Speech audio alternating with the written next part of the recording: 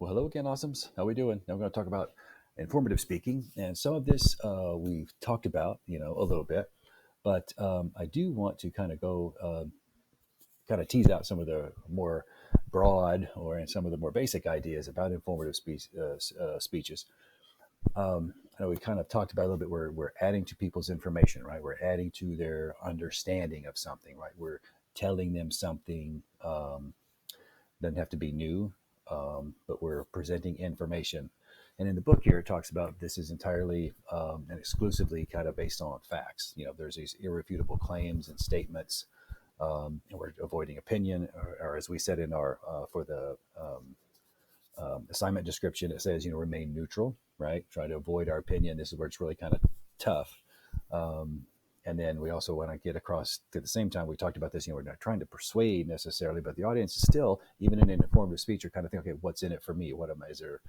What's the benefit for me? What's the benefit for this speech, this topic, this information, those kind of things. So, um, and this is why I wanted to kind of bring this because it kind of boils it down in this particular section in this chapter, and that is to make information meaningful, right? So there's this interesting thing that we can do when we grab their attention right at the beginning, give them our topics statement, topic sentence, tell them why they should care about it, why it's important, right? This the statement of relevance, and then of course, then if we have anything to define, etc., and then we kind of spell out here's what's coming, right? We want to make it meaningful, right? So when it goes through all these different types, history, biography, etc. So I think the ones that obviously going to, I think, resonate the most with us, at least as far as our class is concerned, is when it talks about ideas and concepts, right? So we're kind of like doing maybe some defining.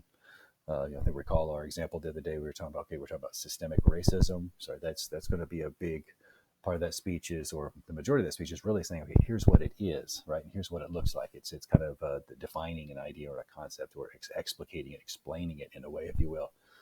And then there's categories and divisions. So this might be where we're talking about. All right, so we're talking about there's these two things perhaps going on at the same time. So which one is it, right? Or how do we particularly see that thing? It has a definitional kind of quality to it, in its own way. So we're talking about mental health, okay, so we're talking about the categories of what kind of mental health. So a lot of times when this speaks to kind of narrowing down our topic when we think about guidelines. So if we're going to if we're categorizing something, or if we're making a categorical definition, or even we're making some sort of presenting this new information about this new topic that we're not aware of, it's got to kind of be narrow so we can show its relatability to people. Um, so I think when we narrow down our topics as we continue to, a lot of the things to look for on there, if we're saying something's good or bad, right? That's opinion, right? So we watch when we make statements like that, even as we're doing like our outline, even as we have our narrow topics, we might feel like we're kind of drifting, or we're getting off topic, or we might not be narrowed enough. And we might be getting into opinion, or maybe even a fake topic if these topics here do not, or if they include words like good versus bad, these kind of evaluative claims. If we start feeling ourselves or sensing ourselves making evaluations, um, keep narrowing your topic, right? Or that help you stay on topic, even as you're going through. And of course, obviously, a big thing as you're prepping, make sure that you have accurate information. We talked about our sources. We're not like doing super duper, um, uh, peer-reviewed articles, but we do need to find some sources to back up, our claims, the information, the facts that we're bringing out, right? Because especially if we start off with like a startling statistic as our attention grabber, right? We want to make sure that that's accurate, that it's real.